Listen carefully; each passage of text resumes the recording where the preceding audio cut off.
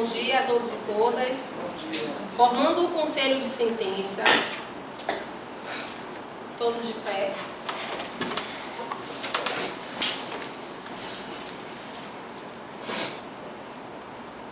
Em nome da lei, concito-vos a examinar esta causa com imparcialidade e a proferir a vossa decisão de acordo com vossa consciência e os ditames da justiça. Martinez. Sim, prometo. Kelly. Sim, prometo. Valtécio. Prometo, sim. Cibele. Prometo. A Fazenda Nacional ajuizou uma execução fiscal em petição anexa à CDA. Logo, em seguida, a contribuinte Valda ajuizou a execução de pré-executividade e o processo ficou apenso à execução fiscal. Peço que todos se sentem. Passo a palavra ao representante da Fazenda Pública, que terá 30 minutos para proferir a sua defesa, e em seguida a defesa, que também terá 30 minutos.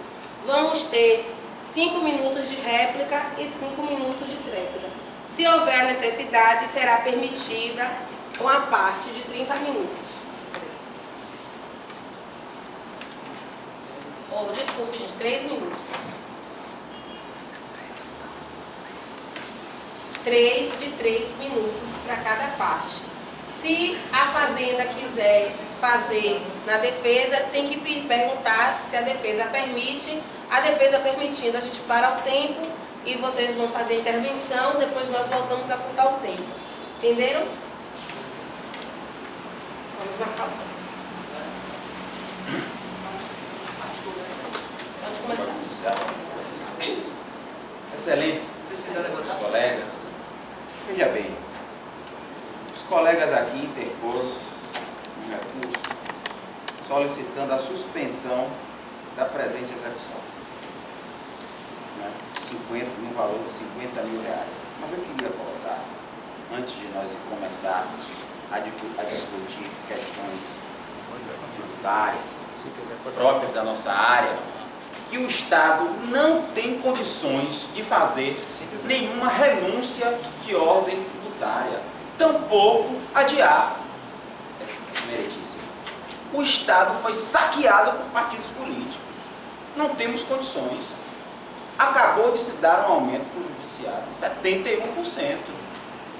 Entendeu? Para todo o governo, em várias áreas. Como é que a gente pode fazer essa espécie de renúncia nesse momento? Temos uma dívida de 200 bilhões de reais.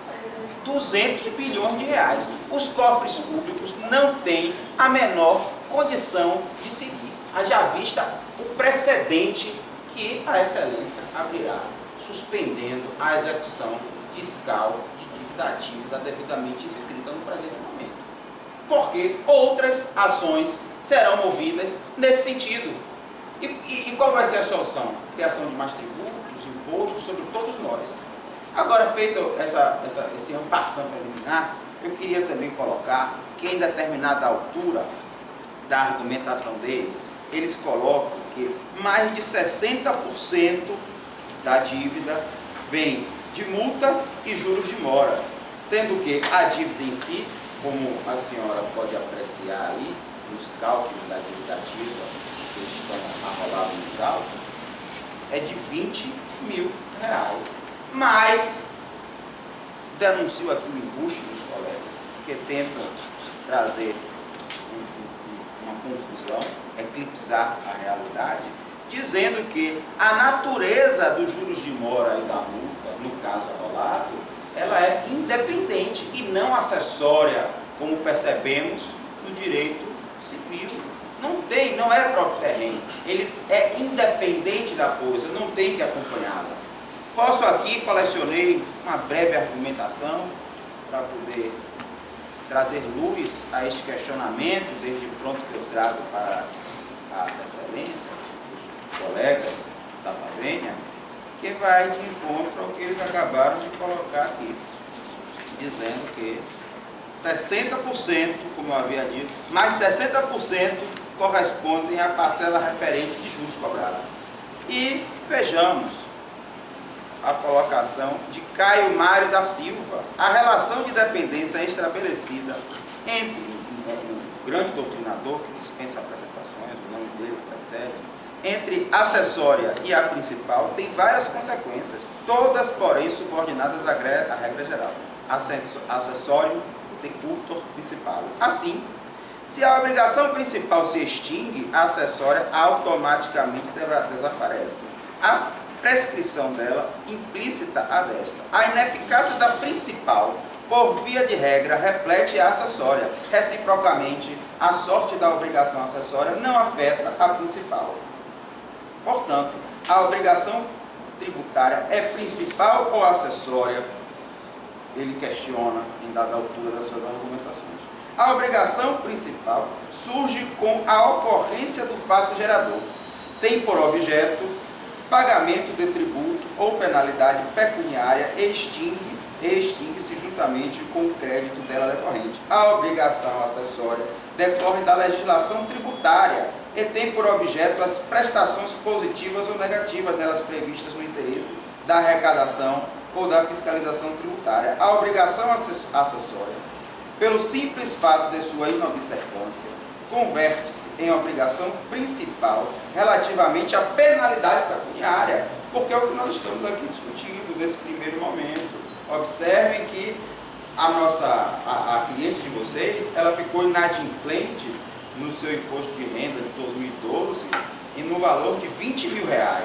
E depois arrolaram-se juros de mora e multa, que transcendeu o valor para R$50.000, que irei peticionar também, e faço logo de forma verbal aqui, uma atualização com a planilha de cálculo, porque nós já estamos aqui quase no final de 2016, no meio do ano. Não é cabível esse tipo de renúncia que eu coloquei.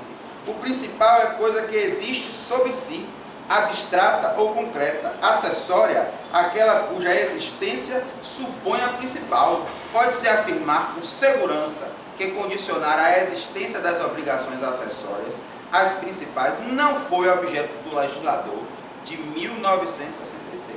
Se assim fosse, por não subsistirem as acessórias ao adimplemento das principais, não teriam razão de ser as inúmeras obrigações acessórias que estamos todos submetidos para assegurar o interesse público de promover a fiscalização da arrecadação tributária. Então, quando a gente observa a fiscalização tributária, ela ocorre independente da obrigação principal. Ela vai se dar porque faz parte do poder do Estado para que exista a fluidez de capital. E se nós suspendermos aqui essa dívida, essa cobrança, essa execução fiscal, a fluidez de capital ela está comprometida. E essa é uma das teorias que permeiam todo o direito civil, direito tributário, e assim por diante, no âmbito do direito privado, no caso que estamos discutindo. Agora eu passo a palavra aqui para os meus colegas, depois eu farei novas inserções, para que eles de forma mais apropriada. Aqui, fala de peça. Colega Sibeli. Corroborando com as palavras do colega, a gente tem que levar em consideração que trata-se de uma dívida perante a um imposto de renda federal. E se a gente abre o precedente do não pagamento, né, desse imposto, que for uma CDA, um título executivo judicial, a gente abre o precedente para que outros contribuintes não façam esse pagamento. Esse pagamento, a parte executada, ela foi devidamente intimada do não pagamento dessa CDA e todos os requisitos administrativos foram efetivamente feitos, e a ré, em sua petição de pré-executividade, ela pede a suspensão da execução. Ora, se, excelência, a gente abrir um precedente de suspensão de executividade, de pré-executividade, a gente está deixando de cobrar do contribuinte aquilo que lhe é devido. Outra coisa, a multa que eles também estão questionando é uma multa que, inclusive, temos vários julgados, que ela é, sim, correta, porque, inclusive, nós temos aqui vários agravos de instrumento do Tribunal Federal, que fala a respeito da legítima aplicação da multa punitiva pelo não pagamento do imposto de renda da pessoa física. Então, a multa, ela é, sim, uma forma de punir aquele que não está arcando com seus devidos obrigações. E o imposto, a gente sabe que ele é obrigatório a todos, né? Aqueles que estão dentro do parâmetro previsto para o pagamento desse imposto, eles têm que ser pagos, e não é isso que está acontecendo, né? Quando ele fala aqui na pré-executividade que ela pede a suspensão, a gente vê, excelência, de pronto, que é uma forma de protelar a execução, né? De suspender uma execução que é devida à União. E, inclusive, nós temos aqui, na portaria conjunta da Receita Federal, da PGFN, que fala da rescisão do parcelamento, que são nos casos de falta de pagamento de 2 prestações consecutivas ou não, o descumprimento, né, do disposto no artigo 2º e o não atendimento à intimação. Ora, a intimação foi feita, conforme a senhora pode verificar nas folhas 20 dos autos, e todos os trâmites corretos nós fizemos. A gente pode também levantar as situações com relação aos próprios princípios. A lei é legal, né? Ela foi devidamente legalizada, o imposto é devidamente legalizado, e a gente também tem que levar em consideração a questão da igualdade e isonomia tributária. Se a gente abre exceção a uma contribuinte, a gente não está tratando os outros que pagam seus tributos nas datas corretas, né, dentro do exercício, que o imposto é sobre um exercício, a gente não está tratando com isonomia aqueles que estão pagando. E essa contribuinte, ela não pode ser tratada de forma diferente, haja vista os valores que são sobre sua renda, eles estão corretos.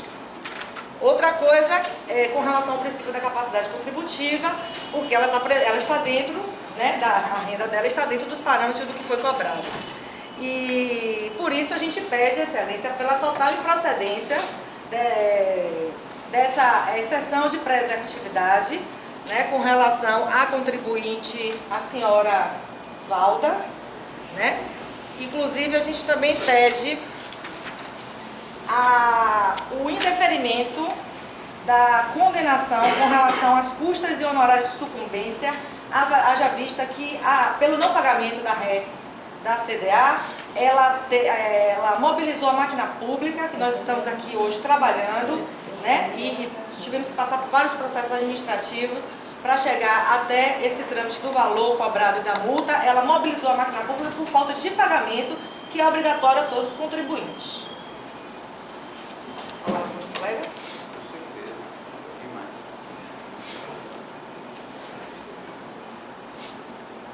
Rony Bom, vai se manifestar? Vai se manifestar? Você vai se manifestar? Não? Posso falar em pé ou sentar? Pode falar em pé. Fala em pé? Pode falar. Pode falar em pé. Mas você vai entrar fundo. Pode falar em mudo aqui. Isso é uma solenidade. Agora ele acompanha. Ele acompanha? Um jurista. Nosso escritório. Você vê?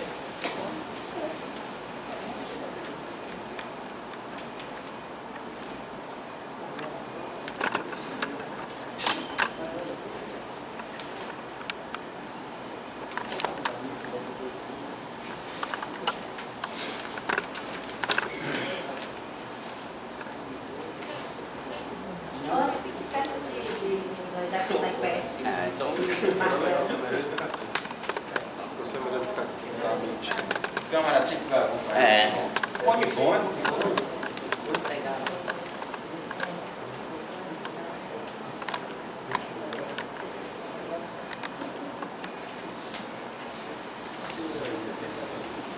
Bom dia a todos.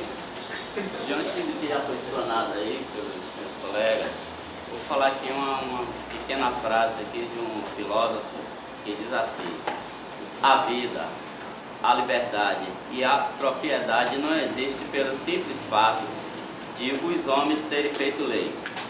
Ao contrário, foi pelo fato de a vida, a liberdade e a propriedade existirem antes que os homens foram levados a fazer as leis. Frederic Bastiat. Então, meus amigos, seguindo nesse trecho, vamos seguir pelo princípio da verdade real. O que é esse princípio da verdade real? Está linkado no direito penal, mas que fuge dessa seara. Mas ele traz uma apresentação para o direito tributário, em que ele entende que a análise da verdade real como princípio norteador do direito administrativo disciplinar. Viu? Por sua vez, ele foca na busca da verdade no processo administrativo, viu? Sobre os sistemas processuais. Então, quer dizer o que, meus amigos? Que, diretamente, esses tributos, ele reverte para a sociedade em forma dos benefícios e serviços públicos, tais como segurança pública, saúde, educação, justiça e sistema de transportes. E devemos levar em conta também que é um dos princípios, vamos dizer assim, com força, que é o princípio da menor onerosidade ao devedor, por se tratar de um procedimento forçado. Viu? A execução apta por gerar danos ao devedor, mas o Estado irá se utilizar desse poder de império para satisfazer o devedor. Contudo, essa execução pode ser provida por vários meios. Então, quem decidirá isso é o magistrado, que vai ser processado pela forma menos gravosa que está lá no artigo 620 do Código de Processo Civil. Então, isso aí. Fazenda tem mais alguma coisa para falar? Apenas completar o que o meu colega colocou, que como ele foi muito feliz em trazer o princípio da realidade, da verdade real, da primazia dos fatos. Nós tivemos fato gerador, foi no exercício de 2012. Em 2013, a cliente dos colegas ficou inadimplente, gerou juros, gerou multa, e ainda assim ela vem na justiça questionar, como a colega Cibele muito bem colocou, mobilizando toda a máquina pública, arguindo o adiamento do pagamento da sua dívida. Sendo que, mais uma vez, reitero, que temos que respeitar, como a colega Cibele colocou, o princípio da isonomia, da igualdade para todos, e a pessoa se aqueles que atrasarem as suas dívidas tributárias com o Estado vierem recorrer ao Poder Judiciário, como é que o Estado sobrevive se não através do tributo? A máquina vai parar, vai se fabricar dinheiro e levando a carestia que já está em quase 11% acima do que já está. Temos um princípio que a colega Cibele colocou também da capacidade contributiva, essa situação econômica onde todos fomos saqueados. Então, por conta disso, eu vou passar a palavra, viu, Rosana? Ok. Convido agora a defesa. Informo que vocês têm 30 minutos para proferir. Se vocês tiverem algo a intervir, você pode fazer 3 intervenções, cada uma de 3 minutos, sendo que a defesa pode permitir ou não a sua interferência. Mas antes da gente proceder, eu gostaria de pedir que o senhor Ailton se retirasse da sala.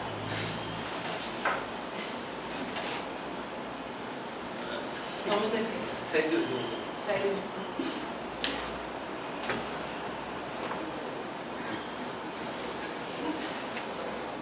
Bom dia, senhora excelentíssima presidente. Bom dia aos representantes da Fazenda, os procuradores da Fazenda Nacional. E a todos os demais presentes. Essa casa, essa corte, aqui, é a esperança, se não fosse assim, não estaríamos aqui, de que a justiça, em toda a sua extensão, ela seja realmente feita, ela seja alcançada. E, como se diz, como a gente ouve, a vida muda a cada segundo. Não estava previsto, eu nem pensei, não programei em falar o que eu vou falar aqui agora. Eu agradeço aos procuradores por terem despertado nesse momento um lado, eu não digo nem positivo, nem no âmbito jurídico apenas, seja na lei expressa, seja na jurisprudência ou na doutrina, mas no âmbito intelectual.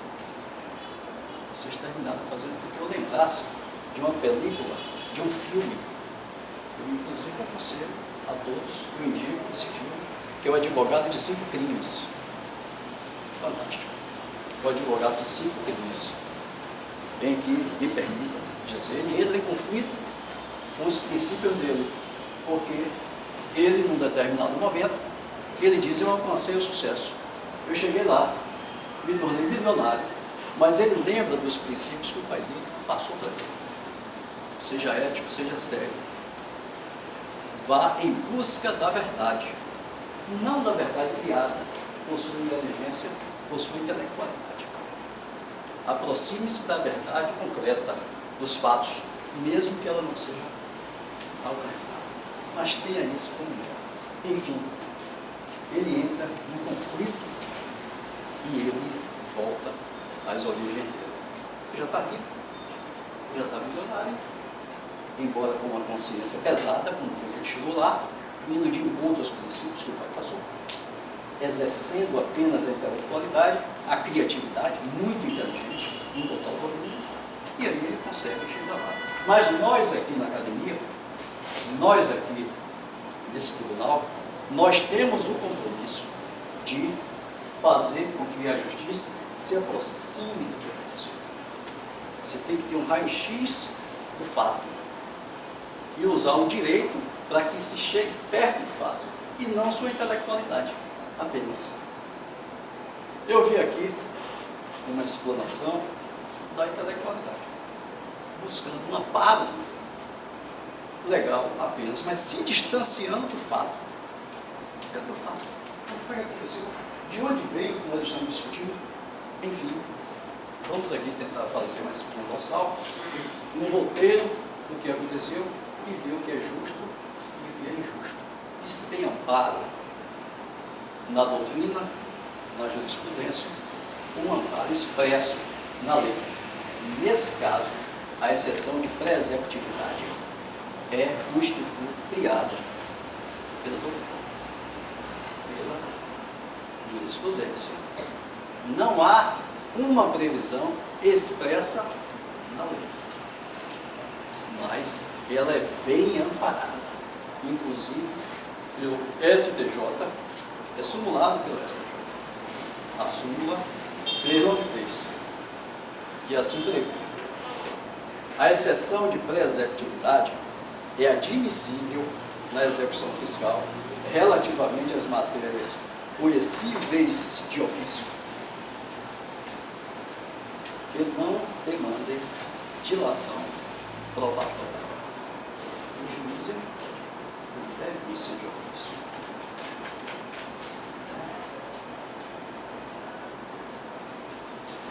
Senhoras, senhores, o que aconteceu?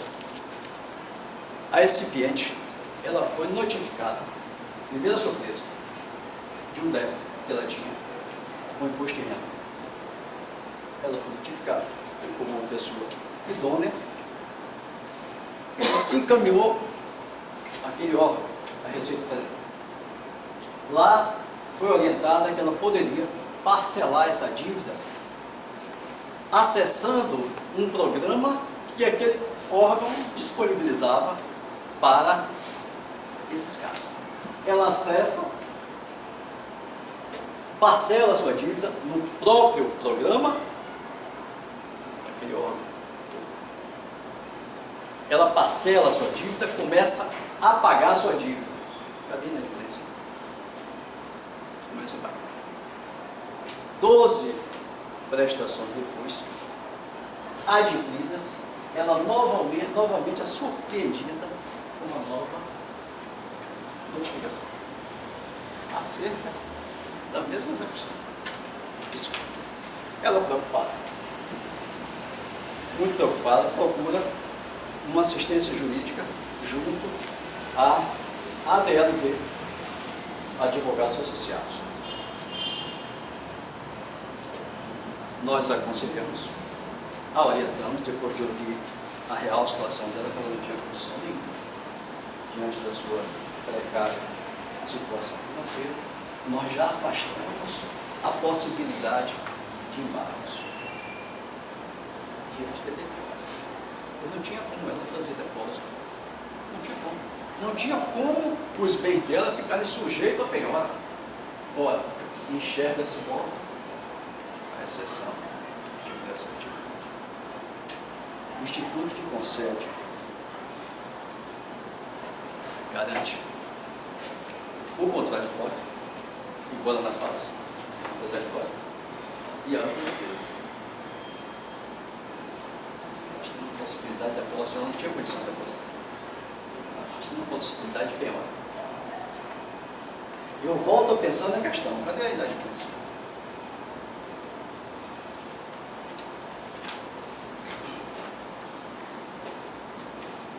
A exceção de pré-executividade, ela garante a celeridade processual. Ela é feita nos próprios autos. O processo se torna mais rápido.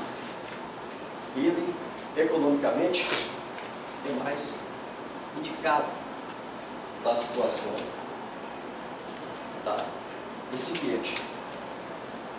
Nós destacamos aqui que essa é uma execução abusiva, pois não há respaldo legal nenhum, uma vez que fui ajuizado, enquanto esse crédito tributário era objeto de parcelamento sugerido pelo próprio órgão. Parcele, você pode parcelar. Posso parcelar? Pode. Acesse a internet. Isso. Mas começa a parcelar. Eu vi uma notificação. Mas você não disseram que eu posso parcelar? Você está inadimplente.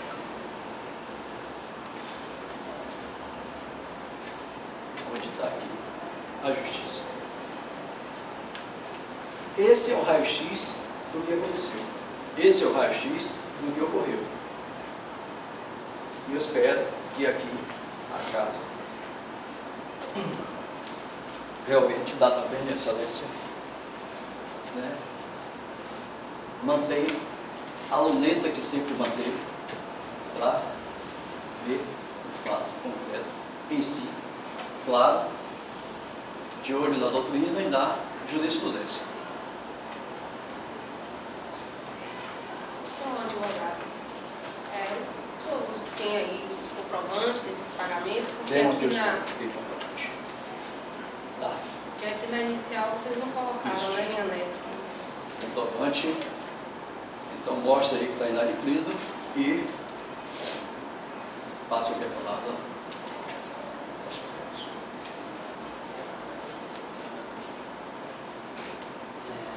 Excelência, como o meu nobre colega da defesa ressaltou, houve realmente um belo discurso de intelectualidade por parte dos representantes da Casa da Receita Federal. A gente aprende que realmente os princípios norteadores da arrecadação tributária determinam sim a taxatividade, a isonomia de quem cobrar, mas de cobrar de todos, mas a lei também determina como se cobra, da maneira como se cobra. A benesse do parcelamento se encontra em escopo legal na CTN, que é o Código Nacional Tributário, onde determina, são 6 formas de suspensão da cobrança da dívida pública ou tributária. E o parcelamento se encontra no rol dessas 6. A minha cliente, em nenhum momento, se refutou a pagar. Se houve embaralhamento, foi questão interna corporis da própria Receita. Se houve, como está rolado aí, o pagamento, e a senhora tem conhecimento do fato, houve o pagamento, houve o parcelamento, e se houve um movimento da máquina pública, foi da própria sistema público que o moveu e o moveu de forma indevida, pois a dívida estava parcelada, portanto suspensa e quitada. Um discurso brevemente político, como se a minha cliente fosse responsável por todos os embaraços e dívidas da União, quando na verdade não é. Inclusive ela é vítima do próprio problema político que o país está passando. Sendo isso, não podendo a mesma ter seus bens penhorados, pois a situação financeira atinge a todos nós. Então, nós também aprendemos que o princípio que foi ignorado pelos nossos nobres colegas é o da legalidade. O que nós estamos pedindo é que simplesmente se faça cumprir a lei. O pagamento está parcelado, portanto, não se funda o julgamento de execução. Não há onde se prosperar, já que viola diretamente o princípio da legalidade tributária.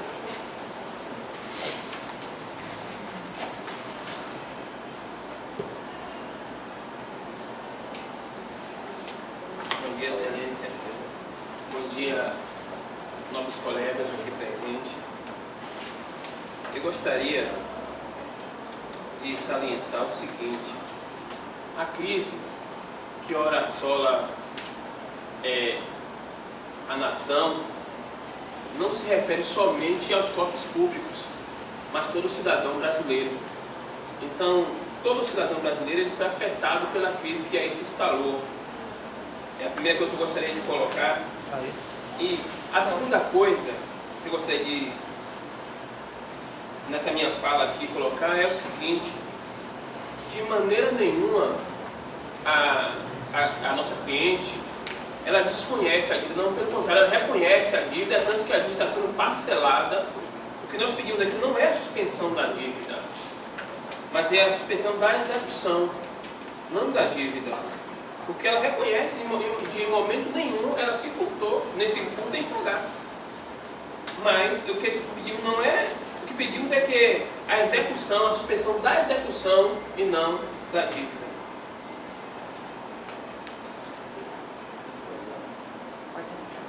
Vocês querem ir agora? Vocês concedem 3 minutos para eles falarem? Não é suspensão, não. Eu quero saber. Ela não tem a parte, não. Ok. Quer saber se já é encerrado. Não, ainda não. Ainda não. Bom, Vossa Excelência, diante de tudo que foi exposto pelos novos colegas, assim como também fora feito na inicial, requeremos então que seja concedido liminarmente a suspensão da presente execução recolhendo o mandado de penhora, bem como que conceda o deferimento da presente exceção de pré-executividade para determinar nulidade e extinção da execução fiscal em epígrafe nos termos do artigo 151, inciso 6 do Código Tributário Nacional, que estabelece a suspensão da exigibilidade do crédito tributário em virtude do seu parcelamento. E no caso de entendimento contrário, que haja suspensão da execução fiscal até o término do pagamento das parcelas da dívida a ser quitada. Logo, como consequência, que seja condenado o exequente ao pagamento das custas e honorários de sucumbência com base de 20% sobre o valor atribuído à causa. A Fazenda, 5 minutos.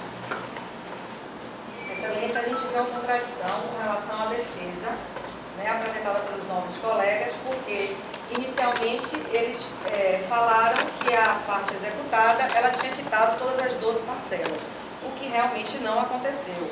Tanto que ela foi intimada quando do não pagamento da parcela e conforme nós já fizemos a leitura das normas da própria Receita Federal para rescisão do parcelamento, a gente vê no artigo 16, o parcelamento estará automaticamente rescindido nas hipóteses do inciso 1, falta de pagamento de 2 prestações, que foi exatamente o que ocorreu. Então, a parte executada, e através de seus novos advogados, a gente vê o tempo todo eles dizendo que o pagamento foi feito, foi efetuado, e na realidade não foi isso que aconteceu, senhora, conforme se verifica dos fatos, Excelência, e dos documentos, e contra os documentos, a gente não pode refutar nem contra-argumentar. O fato é que a parte executada ela não cumpriu com o parcelamento das 2 parcelas, e por isso a gente teve que utilizar da máquina pública através de um processo de execução fiscal para que ela pagasse a dívida do imposto de renda sobre pessoa física. Excelência, se a gente suspende essa execução através de uma exceção de executividade, a gente está, se a senhora observar o período a que se refere essa dívida de 2012, nós já estamos em 2016, então a gente está com quantos anos, né, já se prorrogando o pagamento e a efetivação desse cumprimento desse pagamento. O parcelamento foi feito no ano de 2013 e até então a parte executada não efetua o pagamento. Então, pela total improcedência dessa exceção de pré-executividade e continuação da execução. Passa a palavra para o colega. Uma coisa que eu gosto no direito, meus amigos, é essa capacidade que a gente tem de abstrair a realidade dos fatos. Não é verdade? Observe aqui. Nós tivemos aqui o colega Valdécio, que fez uma explanação digna de um jurisconsulto, que ele é, que eu conheço de longa data, não é verdade? E logo depois nós tivemos também aqui o nobre colega, não é verdade? O Valdécio aqui todos lembram, ele disse que não existia o fato gerador. Foi um problema no sistema, e inclusive entregou para a diretíssima um documento, o qual irei solicitar posterior devido à perícia, dizendo que não existiu o fato gerador. Já o colega aqui, ele diz que o fato gerador existiu, mas que ela não se furta em pagar, ele só quer adiar tal pagamento, gerando uma certa confusão jurídica, que pode se travestir numa insegurança jurídica posterior, a depender do entendimento que a meritíssima venha ter. Outro ponto que eu queria colocar para vocês é que dizem que a cliente deles não tem condições, etc e tal, e porque o Estado cobra muito imposto e tal e tal. Então o que é que a gente vai fazer aqui? A gente vai fazer a coisa errada pelas razões certas, porque está na lei a cobrança. Se a gente abrir esse precedente de fazer a coisa errada pelas razões certas, a gente vai viver num Estado sem lei. Não, eu estou devendo, entro com exceção de executividade, pré-executividade e posterga ad eterno. Algo extremamente perigoso. E como o nosso colega colocou, uma questão da verdade real. Nós temos aqui a primazia dos fatos, mas o que importa é o que parece ser realidade, porque o sistema não funcionou, que ela parcelou, e aí não... Quer dizer, meus amigos, eu peço a vocês bom senso e venham aos colegas, mas é impossível concordar. Eu tenho aqui, ó, a certidão da dívida ativa, emitida pelo órgão da Fazenda. Eu peço à meritíssima que a observe, talvez ela não consiga enxergar a meritíssima, mas observe. A senhora observa algo atípico nessa certidão? Não. Não observa, né?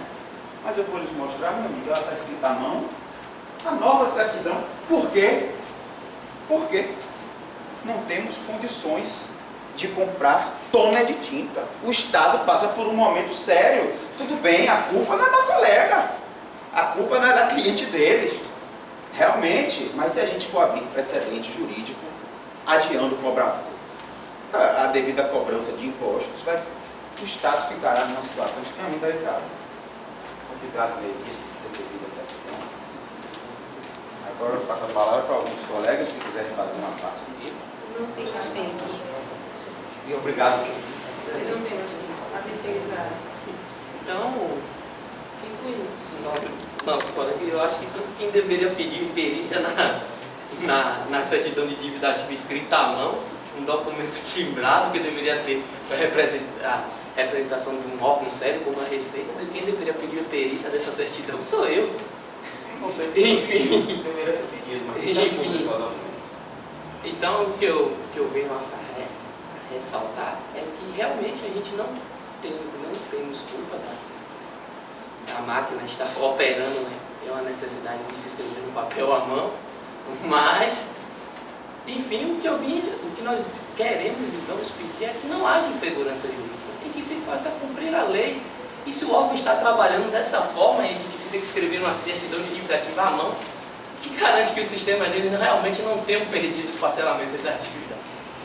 Então, enfim, a gente só está pedindo o que é devido. O que é devido. Que houve o parcelamento, que se houve a suspensão e que se não se funda essa execução simples, rápida, e a nobre meritíssima conhece a lei e assim o julgará da forma mais procedente e da forma mais adequada.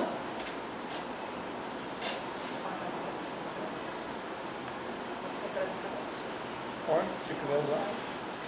Excelência, a gente verifica aí das palavras do nosso colega que ele está arguindo sobre uma certidão devidamente, né, processada no âmbito administrativo, que serve como um título judicial, em que a parte executada foi devidamente intimada, conforme se faz prova aí nas folhas 18, né? Então, o colega já está arguindo não sobre a questão da dívida em si, mas sim de um documento de um órgão oficial e de que ele não é um documento válido. Então, meritíssima, aí já temos um argumento que nem consta nos autos e na própria sessão de pré-executividade, o que eu gostaria que a senhora retirasse, na realidade, esse tipo de argumento, porque não há como que se questionar sobre um documento devidamente processado administrativamente.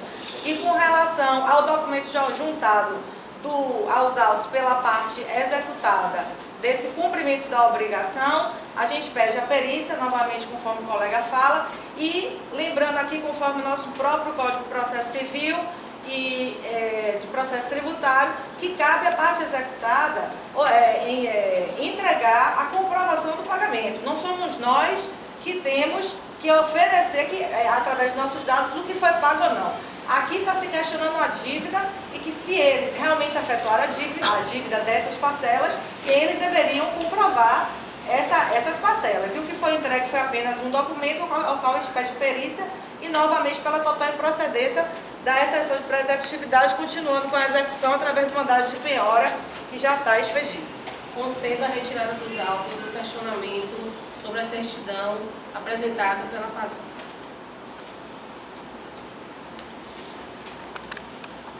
Os senhores jurados, após a breve explanação da Fazenda e da Defesa, tem algo a ser esclarecido pelas partes ou sentem-se capazes de exercer a votação? Exercer a votação?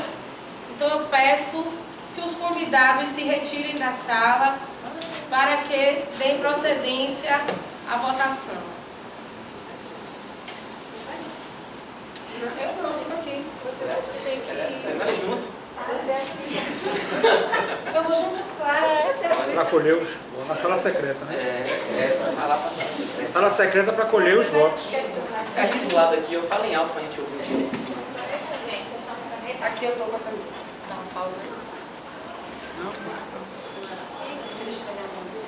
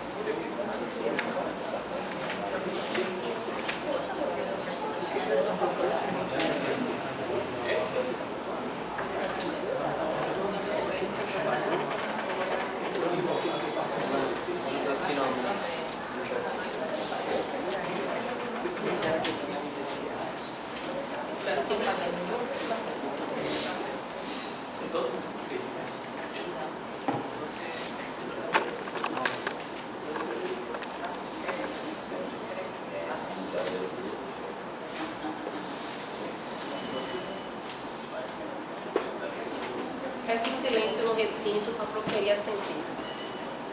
Peço que todos fiquem de pé. Após explanar com os jurados e com consenso, declaro que defiro em parte o pedido da parte. Mantenho a penhora para garantir o pagamento da dívida, dando um prazo de 60 dias para que essa dívida seja paga. Condeno a parte ao pagamento das custas e honorários de sucumbência e reduzo a multa de 60% para 35%. Declaro a sessão encerrada.